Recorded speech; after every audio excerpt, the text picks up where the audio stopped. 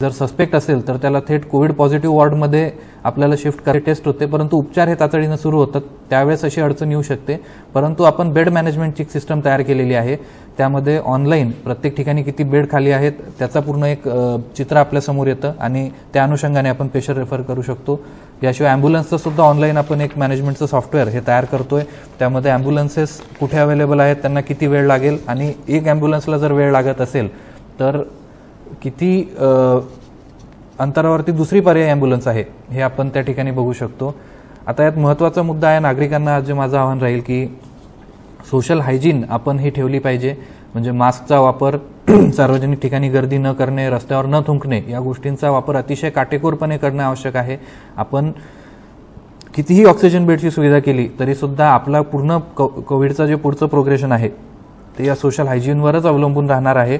Social हायजीनमध्ये एक सगळ्यात महत्त्वाची गोष्ट असते की आपण आपली काळजी घेणे. बऱ्याच जणांना वाटते की मी तरुण आहे, मला काय कोविड झाला तरी काही फार फरक पडत नाही, मी त्या 80% प्रतिकार शक्तीवाल्यांमध्ये आहे.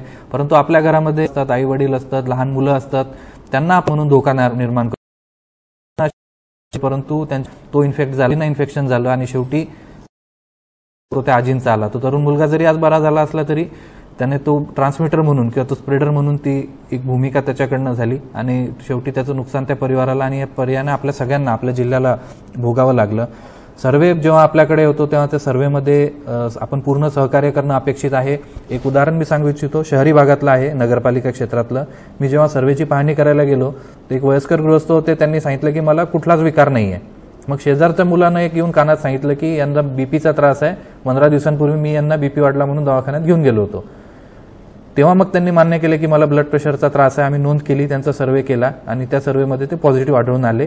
आज ते डिस्चार्ज सुद्धा झाले असतील, त्यांची तब्येत चांगली आहे. परंतु ही माहिती लपवून जर त्यांची परिस्थिती अजून खालावली असती तर कदाचित तो जीवाचा प्रश्न झाला असता. त्यामुळे कुठलीही माहिती लपवू नका. कोविड पॉझिटिव्ह आलं तरी फार तर फार काय होणार की तुम्ही जर वॉकिंग टॉकिंग पोझिशनमध्ये असाल, असिम्प्टोमॅटिक असाल तर 10 दिवस आपण फक्त उपचार घेऊन घरी परत येऊ शकतो. याच्या व्यतिरिक्त काहीच नाही. आणि जर निगेटिव्ह आलो तर मात्र काही अडचणच नाही, आपण अतिशय सुखासमाधानानं आपलं रेग्युलर आयुष्य जे आहे ते जगू शकतो. कुठलंही लक्षण दिसलं, ताप, खोकला किंवा सर्दी झाली असेल, डोकेदुखी असेल, अंगदुखी असेल, डायरिया टाईप वाटत असेल, जेवणाचा चव लागत नसेल, वास येणं थोडं बंद झालं असेल तर ही सगळी कोविडची लक्षणं आहेत. आपण तात्काळ जवळच्या आरोग्य यंत्रणेला संपर्क साधा. आपण बऱ्याचदा जनरल प्रॅक्टिशनर्सकडे, खासगी डॉक्टर्सकडे जातो. त्यांनाही माझं आव्हान आहे की आपण आलेल्या अशा सस्पेक्ट पेशंटची आणि पॉझिटिव्ह पेशंटची पूर्ण माहिती ही शासकीय यंत्रणेला द्यावी. त्याचा पूर्ण पत्ता, टेम्परेचर, पल्स ऑक्सिमेट्री करून आलेलं सॅच्युरेशन, या सगळ्या गोष्टींची नोंद करावी आणि त्यांना व्यवस्थित आपण रेफर करावं. DCHC आणि DCH लेवलला जेव्हा जेव्हा आवश्यकता पडेल तेव्हा खासगी वैद्यकीय व्यावसायिकांना आपण पाचारण करतो. तर त्यांनाही पुन्हा माझी विनंती आहे की आपण त्यात ऍक्टिव्हली सहभाग घ्यावा आणि एक चांगलं आपलं दायित्व जे आहे ते आपण त्यात निभावू शकतो. यानंतर आपण थोडेसे जे प्रश्न आहेत त्याकडे वळूया. प्रवीण पाटील यांचा प्रश्न आहे की क्रिटिकल पेशंटला सिव्हिलला बेड मिळण्याची अडचण होते. तर मी असं सांगितलं की पेशंट सस्पेक्ट आहे की पॉझिटिव्ह आहे याच्यावर तिथे थोडंसं अवलंबून असतं आणि आपण शक्यतोवर तिथं बॅकअप फॅसिलिटी सुद्धा तयार करून ठेवतो. प्रत्येक बेड ऑक्सिजन बेड आहे. व्हेंटिलेटर सुद्धा आता तिथं वाढत आहेत. जवळपास 68 पेक्षा जास्त व्हेंटिलेटर्स हे सिव्हिल हॉस्पिटलला किंवा आपल्या वैद्यकीय महाविद्यालयामध्ये आहे. आपलं दुसरं DCH जे आहे ते थोडं शहराच्या बाहेर आहे, त्यामुळे ट्रान्सपोर्टेशनला वेळ लागतो. तिथं वॅकन्सी भरपूर असते परंतु लोकांचा ओढा थोडा शहरातच असतो. परंतु आपण सिव्हिलचे आता एक्सपॅन्शन करत आहे. 55 बेडचे ICU झालेले आहेत. एक नवीन ICU सेक्शन आपण त्या ठिकाणी रोल आउट करत आहे आणि त्याचप्रमाणे गोदावरी फाउंडेशन आणि अमळनेर या शहरात आपला ऍक्टिव्ह केसेस होतो. आज आपण 3000लाच आहे. त्याचबरोबर आपला डबलिंग रेट आणि रिकव्हरी रेट सुद्धा वाढायला मदत झाली. पॉझिटिव्ह पेशंटचा नंबर वाढतोय कारण आपली टेस्टिंग वाढते. आपण रोज आता 1600 ते 2000 लोकांचे टेस्ट घेतोय. सुरुवातीला 1000 लोकांची टेस्ट घेतल्यावरती 200 पॉझिटिव्ह यायचे. आज 1600 लोकांची किंवा 2000 लोकांची टेस्ट घेतल्यावर 300 पॉझिटिव्ह येतात. म्हणजे टक्केवारीमध्ये आपण तिथं थोडंसं आता चांगल्या प्रगतीवर आहे. परंतु लॉकडाऊन हे काही औषध नाही आहे. लॉकडाऊन म्हणजे याचा उपाय हा असतो की ब्रेक करणे, चेन ब्रेक करणे आणि महत्वाचं म्हणजे त्या जे व्हल्नरेबल लोक आहेत त्यांचं प्रोटेक्शन करणं, ज्या लोकांना जास्त कोविडचा धोका आहे त्यांना वाचवून ठेवणं आणि हे जे रेट्स आहेत हे कमी करणे, म्हणजे आज जे अचानक 500 सिरियस पेशंट यायचे होते ते लॉकडाऊन केला किंवा कुठल्याही प्रकारचे आपण निर्बंध लादले तर ते टप्प्याटप्प्याने येतात आणि तेवढे 500 जीव हे वाचू शकतात. परंतु 15 दिवसांचं पुन्हा लॉकडाऊन करणं याबाबत मला वाटतं की राज्य शासनाच्या सूचनाप्रमाणेच आपण पुढे कारवाई करू. सध्या फार आपल्याला काही लॉकडाऊनची आवश्यकता आहे असं मला वाटत नाही. लहान लहान शहरांमधून सुद्धा माहिती होते, परंतु लॉकडाऊनपेक्षा स्वयंशिस्त ही केव्हाही चांगली. वारंवार लॉकडाऊन करणे हे अर्थव्यवस्थेला आपल्या फार घातक असतं आणि लॉकडाऊन करूनही आपण कोरोनाचा स्प्रेड जो आहे तो फक्त स्लो करू शकतो. पूर्ण थांबवायचा असेल तर स्वयंशिस्त ही सगळ्यात महत्त्वाची आहे. शुभम खैरनार यांचा एक प्रश्न आहे की पाचोरा येथे अँब्युलन्स वाढल्या पाहिजेत. आपण निश्चितपणे त्या दृष्टीने विचार करूया आणि आढावा घेऊन जर आवश्यकता असेल तेवढ्या अँब्युलन्सेस तिथं वाढतील. राजेश्वर धर्माधिकारींचा फीडबॅक आहे रेमडेसिवीर इंजेक्शन हे व्यवस्थित मिळायला पाहिजे, त्याचा काळा बाजार होता कामा नये. त्याविषयी आपल्या ड्रग ॲडमिनिस्ट्रेशनच्या टीमला आपण पूर्ण सूचना दिलेल्या आहेत. श्री प्रदीप पाटील म्हणतात की रोजच्या अपडेट्स लाईव्ह माध्यमातून दिल्या तर बरं होईल. जसा जसा वेळ उपलब्ध होईल तसा तसा मी किंवा आमचे सगळे सहकारी अधिकारी आहेत ते निश्चितपणे आपल्याशी संवाद साधतील आणि अपडेट्स लाईव्ह देण्याचा आपण निश्चितपणे विचार करू. विलास कुमावत यांचा प्रश्न आहे की आजार कमी करण्याविषयी आपली उपाययोजना काय आहे, लोक प्रशासनाच्या नावाने ओरड करत आहेत. तर मुळात हा विषय आहे की हा एक साथरोग आहे, हे पॅन्डेमिक आहे आणि हे जे लोक घराच्या बाहेर पडणार आहेत त्यांना हा होण्याची शक्यता असते. मग यात सगळ्यात मोठी उपाययोजना जसं मी सांगितलं की स्वतःचा बचाव करणे, मास्क, गर्दी कमी करणे, गर्दीचे कार्यक्रम टाळणे आणि अंतर राखणे हा सगळ्यात मोठा उपाय आहे. याच्याशिवाय जर आपण गर्दीच्या ठिकाणी जाणं टाळलं तर खूप सगळे जे आपले व्हल्नरेबल लोक आहेत, म्हणजे एक शासनाचे डायरेक्टिव्ह असे आहेत की 60पेक्षा जास्त वय असणाऱ्यांनी शक्यतोवर घराच्या बाहेर पडू नये, अतिशय गरज असेल तरच पडावं. ही सगळ्यात मोठी उपाययोजना आपली आहे आणि ट्रीटमेंट पार्ट आपण पूर्णतः केला आहे. आणि सगळ्यात महत्त्वाचं एक आपण इनिशिएटिव्ह घेतो की ग्रामीण पातळीवरती गावागावी जर ऑक्सिजन कॉन्सन्ट्रेटर्स किंवा ऑक्सिजन सिलेंडर असले तर कोणालाही अडचण झाली तर त्याविषयी आपण खूप चांगल्या पद्धतीने तिथं ऑक्सिजनचा सप्लाय देऊ शकतो. एक काही कोविडच्या व्यतिरिक्त इतर पद्धतीचे पण सुद्धा प्रश्न आलेले आहेत. उदाहरणार्थ विशाल पवार यांनी मका मोजणीचा प्रश्न मांडलेला आहे. कालच त्या ठिकाणी तहसीलदारांनी स्वतः जाऊन पाहणी केली आहे. मक्याचं टार्गेट आपलं जिल्ह्याचं या टप्प्यातलं संपलं आहे, परंतु टार्गेट वाढवण्यासाठी आपण प्रस्ताव वाढवलेला आहे. त्या दृष्टीनं शासनाकडनं पुढचे खरेदीचे निर्देश आले की आपण त्याची पुढची कार्यवाही ही सुरू करू. अमित राठोड यांचं म्हणणं आहे की रुग्णांना सर्व्हिस चांगली मिळावी, साफसफाई व्यवस्थित झाली पाहिजे. हे एक्झॅक्ट कुठल्या ठिकाणचं हे जर आपण सांगितलं तर आपण त्याचा आढावा घेऊ. आज म्हणजे मी ज्या 10 ते 15 ठिकाणी व्हिजिट केल्या, एक ठिकाण सोडून इतर सगळ्या ठिकाणी बऱ्यापैकी आता सुविधा उपलब्ध आहेत. त्यामुळे स्वच्छतेच्या बाबतीत आपला फीडबॅक असेल तर आपलं जे कॉल सेंटर फोन करून सांगू शकता.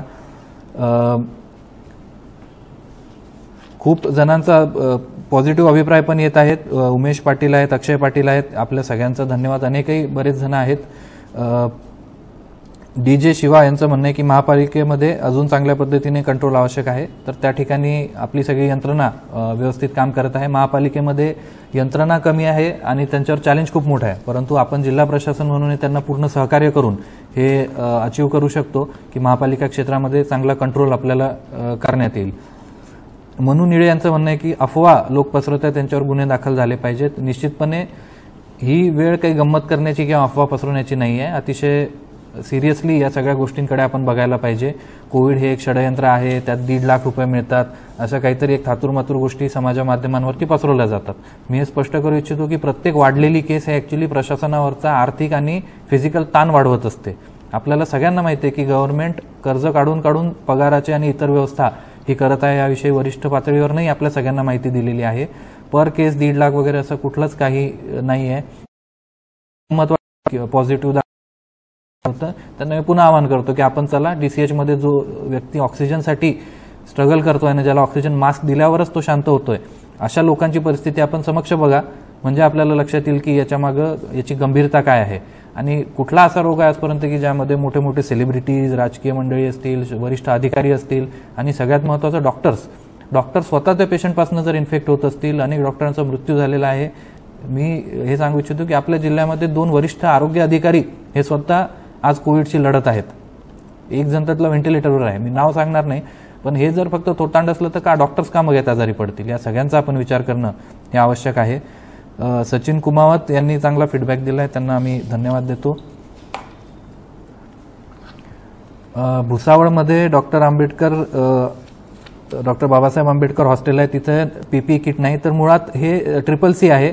त्या ठिकाणी पीपीई किट हे फक्त स्वाब घेताना वापरायचं असतं. तिथं पेशंट किंवा डॉक्टर्सना पीपीई किट हे मर्यादित प्रमाणातच द्यावं लागतात. पीपीई किटचा जास्तीत जास्त वापर हा DCH लेवलला होत असतो. रिकामटेकडे फिरायला जाणारे यांच्यावरती अजामीनपात्र गुन्हा दाखल झाला पाहिजे. या बाबतीत आम्ही सुद्धा जी भरारी पथकं आपण सुरू केलेली आहेत त्याचा हेतू तोच आहे आपला की आपण या अशा लोकांवरती वॉच ठेवूया. आणि हे लोक आहेत की स्वतः बेफिकर राहून इतरांना अडचणी आणतात. या लोकांना निश्चितपणे शासन होईल या दृष्टीने आपण कारवाई करू. जिल्हाबंदी उठवायला काय हरकत आहे? शासनाच्या ज्या मार्गदर्शक सूचना आहे आपण त्याला क्रॉस करू शकत नाही. जिल्हाबंदी आपण अशा अपेक्षा करू की पुढच्या टप्प्यामध्ये याच्यात शासन निश्चित विचार करेल. आपल्या भावना आपण शासनापर्यंत पोहोचू. संजय सपकाळे यांची अशी मागणी आहे की सर्व हॉस्पिटल्सला आणि सिव्हिल हॉस्पिटलला सरप्राईज भेट द्या. या भेटी आमच्या सुरूच असतात आणि केवळ मी एकटा नाही तर आपले सगळे वरिष्ठ अधिकारी सिव्हिल हॉस्पिटलला वगैरे भेटी देतात. परंतु आपल्या सगळ्यांची जी मागणी आहे त्या अनुषंगानं आम्ही या भेटी अजून वाढवतो. ग्रामीण भागामध्ये ग्रामपंचायत प्रशासन अजून ऍक्टिव्ह झालं पाहिजे याबाबत शुभम खैरनार यांचा फीडबॅक आलेला आहे. त्याविषयी आपण या आठवड्यामध्ये सगळ्या ग्रामपंचायत पदाधिकाऱ्यांचा आणि अधिकाऱ्यांचं एक ट्रेनिंग घेत आहोत आणि आपली ही सूचना आपण त्यांच्यापर्यंत नक्की पोहोचूया. लवकरात लवकर उपचार घेणे कधीही फायद्याचे असते. आपली जबाबदारी सगळ्यांनी ओळखली तरच कोरोना विरुद्धची लढाई जळगाव जिंकेल. सुमित शिंदे यांनी अतिशय कमी शब्दांमध्ये मी जो पूर्ण इतका 20 मिनिट बोलत आहे त्याविषयी त्यांनी हीच गोष्ट सांगितलेली आहे. आणि माझं सुद्धा सगळ्यांना तीच रिक्वेस्ट आहे की लवकरात लवकर आपण त्याविषयी जे काही आरोग्य यंत्रणा असेल त्यांना माहिती द्या आणि लवकर बरं होऊन कोरोनावरती आपण विजय मिळवू शकतो. देविदास माळी यांची तक्रार रेशन दुकानाबद्दल आहे. तर रेशन दुकान नेमकं कुठलं रेशन आहे ते जर आपण कळवलं तर त्याच्यावर आपल्याला तपासणी करता येईल. डॉक्टर रितेश पाटील आपल्याला नेहमी मदत करत असतात. त्यांचा प्रश्न आहे की प्रायव्हेट डॉक्टर्सना अँटीजेन किट कुठे मिळतील. तर त्याचे जे काही सप्लायर्स किंवा डीलर्स आहेत त्यांची यादी आम्ही आपल्यापर्यंत पोहोचवतो. नॉन कोविड रुग्णांच्या बाबत ॲडव्होकेट योगेश चौधरी यांनी प्रश्न विचारलेला आहे.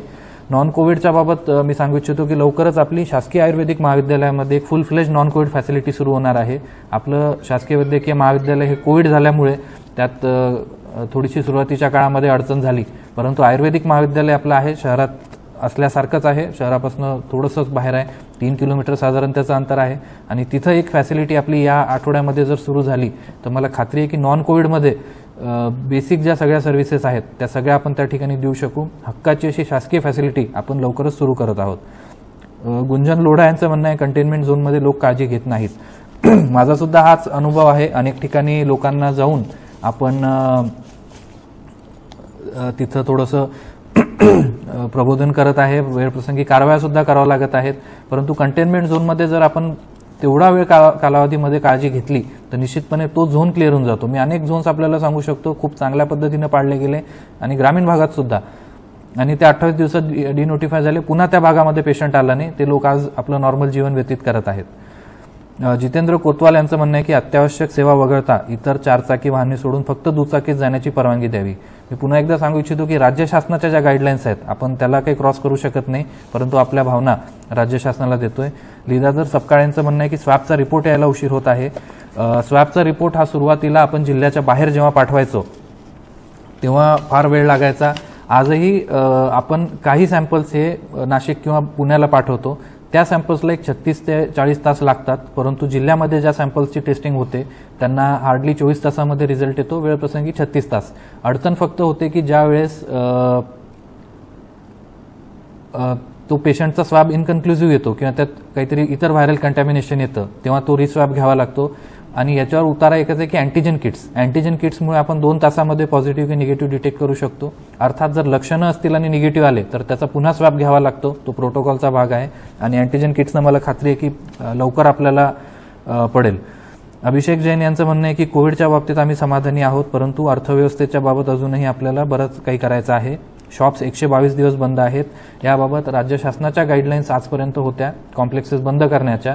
मात्र त्या गाईडलाईन्समध्ये ज्या नवीन गाईडलाईन्स आल्यात त्या अनुषंगाने एक चांगली बातमी आपल्या सगळ्यांसाठी लवकरच येणार आहे. ती आपण शासकीय माध्यमातून प्रसृत करू. शहरामधली गर्दी कमी करावी. गर्दी म्हणजे शेवटी तुम्ही आम्ही आपणच गर्दी आहे. आपण सगळ्यांनी जर थोडंसं गरजेपुरतंच बाहेर पडणं सुरू केलं तर मला वाटतं गर्दी कमी होईल. अत्यावश्यक सेवांसाठी बाहेर पडावं, परंतु तिकडे वांबोरी रोडचा माणूस जर फक्त एक साधा औषध घेण्यासाठी किंवा साधी साखर घेण्यासाठी अजिंठा चौफुलीला येत असेल तर मग गर्दी वाढणारच आहे. प्रत्येकानं हा प्रयत्न करावा की आपल्या वॉर्डमध्ये, आपल्या परिघामध्ये सगळ्या अत्यावश्यक सुविधा या मिळतात. भाजीपासून पेट्रोलपर्यंत सगळं आपल्याच ठिकाणी उपलब्ध असतं. त्यासाठी लहान सहान गोष्टींसाठी बाहेर जाऊ नये किंवा सहज फेरफटका मारायचा म्हणून औषधाची चिठ्ठी घेऊन सेंट्रल मार्केटमध्ये फिरून येणं हा काही त्यात उपाय नाही आहे. अभिजित पवार म्हणतात, ग्रामीण भागातील करोनाचे खर्चाचे लेखापरीक्षण करावे. स्थानिक लेखापरीक्षण विभाग याविषयी पूर्णतः कारवाई करणार आहे, परंतु ही वेळ आता आहे की आपण पहिले ॲक्शनवरती लक्ष देऊया. लेखापरीक्षण हे निश्चितपणे होईल. मानस शर्मा म्हणतात, प्रायव्हेट डॉक्टर खूप फी घेत आहेत.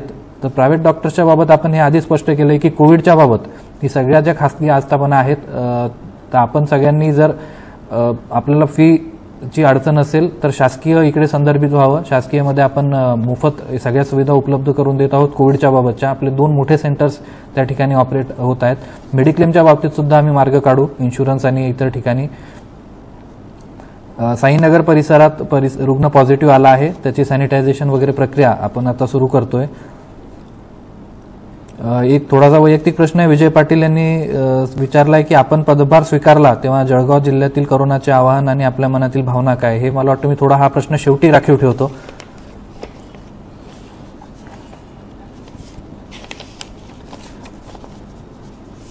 महाविद्यालय वगैरेंच्या बाबतीत उमेश पाटील प्रश्न विचारत आहेत. तर त्या बाबतीत राज्य शासन, UGC आणि त्या ज्या युनिव्हर्सिटीज आहेत त्या डेफिनेटली निर्णय घेतील आणि त्याबाबत आपण सगळ्यांनी लक्ष ठेवून आहे. जेव्हा जेव्हा सूचना येतील तेव्हा आपण कळवण्यात जाऊ. करोनाची भीती दूर करण्यासाठी गरज आहे आणि लोकांमध्ये सकारात्मक विचार निर्माण करावे. उपाययोजना काय आहे. अमित राठोड यांनी खूप चांगला प्रश्न विचारला आहे. आपण एक मोहीम सुरू केलेली आहे आणि एक आपण मी जाहीर करू इच्छितो की जिल्हाधिकारी कार्यालय, जिल्हा माहिती कार्यालय आणि आपल्या जिल्ह्यातले तमाम पत्रकार बांधव यांच्या माध्यमातून आपण कोविड जनसंपर्क नावाचं एक पेज स्थापन करतोय आणि जिल्ह्यातल्या सगळ्या स्वयंसेवी समाजसेवी संस्था त्याच्याशी अटॅच असणार आहेत. सगळ्या ज्या पॉझिटिव्ह न्यूज आहेत, बरे झालेले रोग. मी काल एका 99 वर्षांच्या आजीला भेटलो ज्यांनी कोरोनावर मात केलेली आहे. कारण एकच होतं, त्यांना त्रास झाल्याबरोबर त्यांनी घरात सांगितलं, त्यांच्या घरातली मंडळी त्यांना डॉक्टरकडे घेऊन आलेत आणि त्यांचा उपचार तातडीनं सुरू झाला. म्हणून त्या आजी वाचल्यात आणि निश्चितपणे अजून बऱ्याच वर्ष त्या जगतील अशी त्यांची उमेद आणि चैतन्य या दिसलं. तर अशा पद्धतीनं जर सगळ्यांनी समोर आलं आणि या स्टोरीज जर आपल्यापर्यंत पोहोचल्या तर मला वाटलं की आपण ही जी भीती आहे ती कमी करू शकतो. प्रतिभा शिंदेताई आपल्याला नेहमी मदत करत असतात, त्यांचं नेहमी सहकार्य असतं. त्यांचा एक विषय आहे की होम क्वारंटाईनबद्दल लोक माहिती देत नाही. होम क्वारंटाईन किंवा होम आयसोलेशनच्या बाबत जर काही अडचण असेल तर आपला जो वॉर रूमचा नंबर आहे आम्ही थोड्याच वेळात तो फेसबुक पेजवर आपल्या टाकतो, त्याच्यावर संपर्क करावा. जर कुठल्याही पद्धतीने अडचण आहे, कोणी जर त्यात अडवणूक करत असेल तर मला वाटतं की आपण त्या नंबरवर संपर्क साधावा. आपण त्याच्यात निश्चितपणे मार्ग काढू. ज्या छोट्या मोठ्या अडचणी आपल्याला येत असतील तर तो कंट्रोल रूमचा नंबर आम्ही जाहीर करतो. कोविडचा वेगळा आहे, आपण त्या ठिकाणी आपल्या अडचणी सांगू. फीडबॅक आहे की बऱ्याच 90% अडचणी ज्या आहेत त्या सॉल्व्ह होतात. राहुल पाटील यांचा प्रश्न आहे की लस कधी येणार आहे. मला वाटतं सगळ्यात मोठी लस ही आपल्या हातात आहे. हे जर असलं तर कोरोनापासून आपण बचाव करू शकतो. लस यायला अजून थोडा वेळ आहे, संशोधन सुरू आहे. त्याचबरोबर त्याचं प्रोडक्शन होईल, मग ते प्रत्येकाला त्याचं ॲडमिनिस्ट्रेशन होईल. या गोष्टी होण्यासाठी थोडा वेळ लागेल. मात्र तोपर्यंत जसं आपण इतिहासामध्ये गोष्ट वाचतो पावनखिंडीची, की जोपर्यंत गडावरनं तोफेचा आवाज येत नाही तोपर्यंत खिंड लढवत राहायची, तसा आपला हा करोनाविरुद्धचा लढा हा सुरू राहिला पाहिजे. प्रशांत बोरकर म्हणतात, तालुका लेवलला मेडिकल कॉलेजसारखी सुविधा उपलब्ध करावी. बोरकर जे आपण ज्या तालुक्यात असाल त्या तालुक्याच्या ग्रामीण रुग्णालयाला किंवा उपजिल्हा रुग्णालयाला आपण निश्चितपणे भेट द्यावी आणि आपण मग मला फीडबॅक द्या की ती मेडिकल कॉलेजच्या लेवलची सुविधा आहे की नाही. प्रत्येक तालुक्याच्या लेवलला आपण व्हेंटिलेटर्सपर्यंत आपण नियोजन केलेलं आहे. त्यामुळे तिथं ICU 5 ते 10 बेडचा होईल. ऑक्सिजन बेड्स त्या ठिकाणी असतील आणि मला खात्री आहे की त्या तालुक्यातला पेशंट त्याच तालुक्यात बऱ्या करण्याची आपण पूर्णतः एक मोहीम राबवू. गव्हर्नमेंट पॉलिटेक्निकच्या स्वच्छतेबाबत विशाल पाटील यांनी एक प्रश्न विचारलेला आहे, त्याविषयी मी स्वतः व्हिजिट करून एक आढावा घेऊ. दिलीप वैद्य यांचा खूप चांगला फीडबॅक आहे पुन्हा की मास्क न लावणारे, सोशल डिस्टन्सिंग न पालन करणारे यांच्यावर कारवाई करावी. मला वाटते रावेरमध्ये मला हे भेटले होते त्यावेळेस सुद्धा आमची ही चर्चा झाली होती. त्यांनी खूप चांगलं आपल्याला मदत वेळोवेळी केलेली आहे. रेमडेसिवीर इंजेक्शनच्या बाबत 2-3 प्रश्न आलेले आहेत. तर आपण एक अशी व्यवस्था केलेली आहे, ज्या उत्पादक कंपन्या आहेत हेटेरो आणि सिप्ला, त्यांना थेट आपण रुग्णालयांशी जोडून दिलंय. मग शासकीय रुग्णालय असतील किंवा खासगी, तर त्यांना थेट तिथनं सप्लाय करण्याची आता व्यवस्था झालेली आहे. रेमडेसिवीरचं प्रोडक्शनमध्येच थोडा शॉर्टेज आहे, कारण अचानकच ही आपत्ती आली आणि अचानक त्याचा सप्लाय करावा लागला. परंतु जशा जशा होतील तसं माझ्या माहितीने 300चा डोस हा आपल्या ड्रग ॲडमिनिस्ट्रेशन विभागाने जिल्ह्यासाठी उपलब्ध करून घेतलेला आहे. कृषीविषयक अनेक प्रश्न आहेत, नंदू कोळींनी विचारलेला आहे, त्याविषयी मी आज जाहीर करू इच्छितो की पुढच्या आठवड्यात लवकरच आपण एक कृषीविषयी सेपरेट फेसबुक लाईव्ह सेशन घेणार आहे. त्यात कृषी विभागाचे सगळे अधिकारी असतील. युरिया शॉर्टेज जिल्ह्यामध्ये जाणवतंय, त्याचं कारण हे आहे की यावर्षी थोडा पाऊस चांगला झाला आहे. जूनमध्येच खूप पाऊस झाला, पेरणी 100% झाली आणि युरियाची डिमांड अचानक वाढली. आपण नियोजन करत आहे, वारंवार पत्रव्यवहार करून समक्ष बोलून आयुक्तालय असेल किंवा मंत्रालय असेल त्यांच्याशी आपण युरियाच्या रेक्स जास्तीत जास्त कशा येतील या दृष्टीने नियोजन करत आहे. सावद्याला नवीन रेक पॉईंट करण्याच्या विषयी सुद्धा रेल्वे विभागाला आपला प्रस्ताव गेलेला आहे. त्यात आपल्याला जर लवकर त्यांची परवानगी मिळाली तर बऱ्यापैकी आपल्या जिल्ह्यातला जो पूर्व भाग आहे त्यांना एक चांगला रिलीफ मिळेल आणि युरियाच्या जास्तीत जास्त रेक्स आणण्याचा आपला प्रयत्न आहे. सगळ्यांनी फक्त थोडा संयम बाळगावा, युरियाचा स्टॉक करून ठेवू नये. युरियाचा अतिवापर सुद्धा घातक असतो. पहिला डोस दुसरा डोस जेवढा आवश्यक आहे तेवढाच द्यावा. याचबरोबर केळी उत्पादकांसाठी कॉम्प्लेक्स लागतात 10-26 त्याची सुद्धा आपण तजवीज करून ठेवत आहे. प्रायव्हेट हॉस्पिटल्सच्या फीबाबत योगेश सोनवणेंनी प्रश्न विचारलेला आहे. तर मी हेच सांगू इच्छितो की शासकीयमध्ये आपल्याला सगळ्या सुविधा चांगल्या आहेत आणि जागा सुद्धा अवेलेबल आहेत. तर खाजगीला ज्यांची फीची अडचण आहे त्यांनी, माझी विनंती आहे की त्यांनी शासकीयकडे पहिल्यांदा यावं आणि जर इथे जागा नसेल, जेव्हा ती वेळ येईल तेव्हा आपण निश्चितपणे जेव्हा शासकीय हॉस्पिटलमधनं रुग्ण प्रायव्हेटला जाईल तेव्हा तो शासनाच्या 80-20 नॉर्मप्रमाणे त्याला काही खर्च होणार नाही याची आपण काळजी घेऊ. परंतु जे परस्पर खासगीला जातात त्यांच्यासाठी एक माननीय आरोग्यमंत्री महोदयांनी घोषित केलेलं आहे की त्या बिलांचं ऑडिट होईल, चुकीच्या पद्धतीनं बिल आकारल्या जाणार नाही याची आपण पूर्ण दक्षता घेऊ. जर आपली स्पेसिफिक एका हॉस्पिटलचा विषय असेल तर कृपया आपण ते नाव आम्हाला कळवावं, आपण त्याचं पुढची पाहणी करू शकतो. स्थानिक खासगी डॉक्टर हे उपचार व्यवस्थित करत नाही असं समाधान निकुंभ म्हणतात.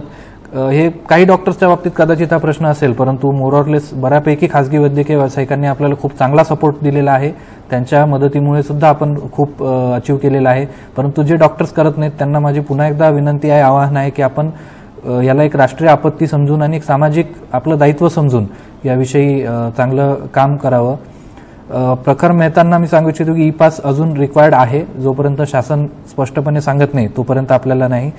ग्राउंड लेवल अंमलबजावणी चेक करण्यासाठी टीम तयार करा. प्रज्वल सूर्यवंशींचं हे सोल्युशनवर आपण ऑलरेडी काम केलेलं आहे आणि ऑलरेडी आपण त्याविषयी भरारी पथकं तयार करून येत्या 2-3 दिवसात आपल्याला दिसेल आणि त्यानंतर आपला फीडबॅक जर मला मिळाला तर मी निश्चितपणे आभारी राहील.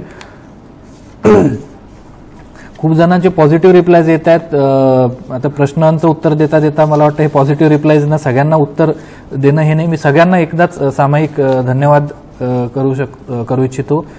मेहुल कुमारजी म्हणतात 30x40च्या हॉलमध्ये योगाची बॅच घेता येईल का? तर माझ्या मते आउटडोअर ऍक्टिव्हिटीज या आता अलाउड आहेत. आपण जर थोडं ओपन स्पेसमध्ये योगा केला तर चांगलं राहील. बंदिस्तमध्ये थोडा धोका असतो, पण योगा ही खूप चांगली ऍक्टिव्हिटी आहे.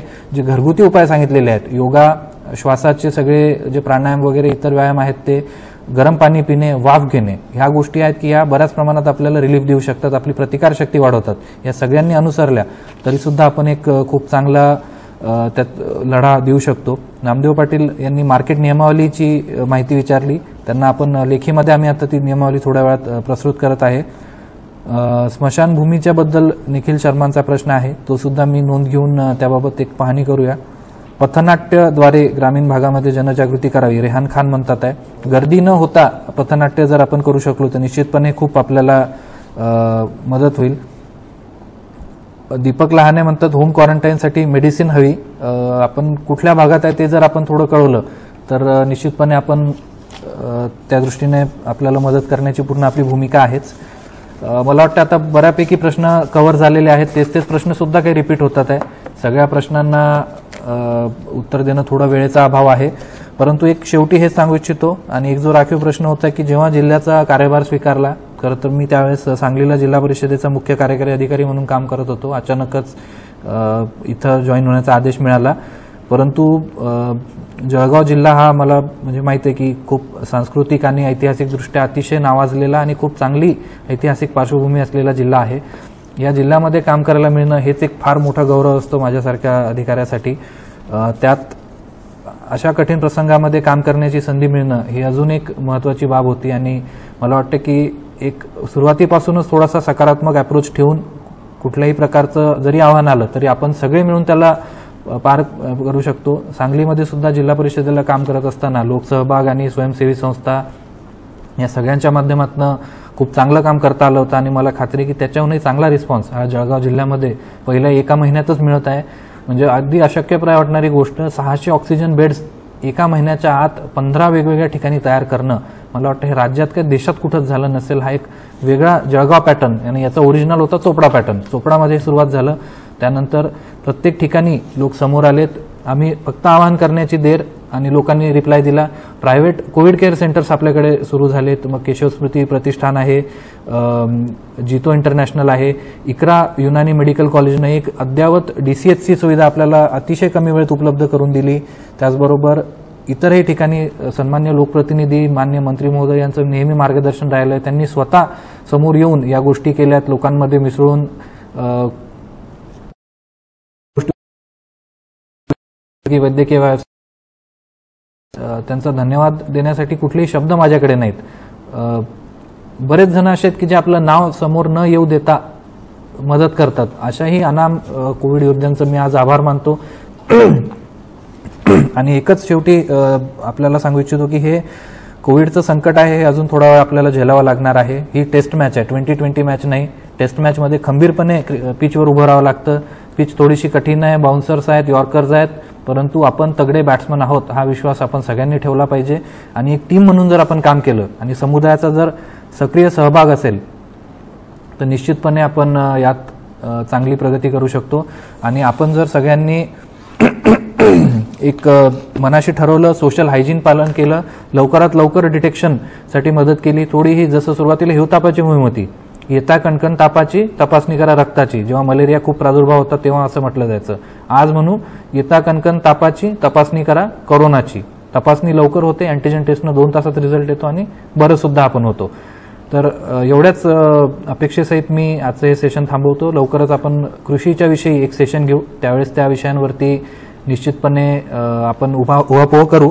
आणि उपचार आणि प्रतिबंध या दोन्ही क्षेत्रामध्ये जनतेचं सहकार्य आवश्यक आहे. उपचारामध्ये ऑलरेडी आपल्याला खूप मिळत आहे, परंतु प्रतिबंधात्मक उपाययोजनांमध्ये थोडंसं अजून ऍक्टिव्ह सहकार्य पाहिजे. आपण आपल्या शेजाऱ्यांना विचारा किंवा कुणी विधामास्तर दिसला त्याला 10 जणांनी विचारलं पाहिजे, का रे भाऊ तुझा मास्क कुठे आहे, तेव्हाच ते लोक मास्क घालायला सुरुवात करतील. प्रत्येक वेळेस पोलीस येईल, ग्रामसेवक येईल, तलाठी येईल, असं काही त्या ठिकाणी आपण अपेक्षा करू शकत नाही. आपण प्रत्येकानं एक शासनाचा दूत म्हणून जर प्रश्न विचारणं सुरू केलं, गर्दी टाळा. गावामध्ये लग्न असतं आपल्या बाजूला, आपण फक्त म्हणतो काय लोक लग्नात गर्दी करतात आणि घरात बसतो.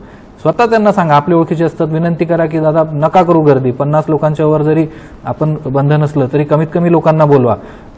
या पद्धतीने जर सगळ्यांनी शासनाचं दूत म्हणून काम केलं तर मला वाटतं की निश्चितपणे जळगाव जिल्हा आहे तो करोनामधनं बाहेर येईल. आपण त्या मार्गावर आहे, परंतु लवकरात लवकर बाहेर यायसाठी आपण सगळ्यांनी एकत्रित आणि सामुदायिक एफर्ट्स घेणं आवश्यक आहे. मी पुन्हा एकदा सगळ्या जळगावकरांचे आभार मानतो आणि हे सेशन थांबवतो. लवकरच आपण पुढच्या सेशनला भेटूया. धन्यवाद. Hello guys, please like, comment and subscribe our channel.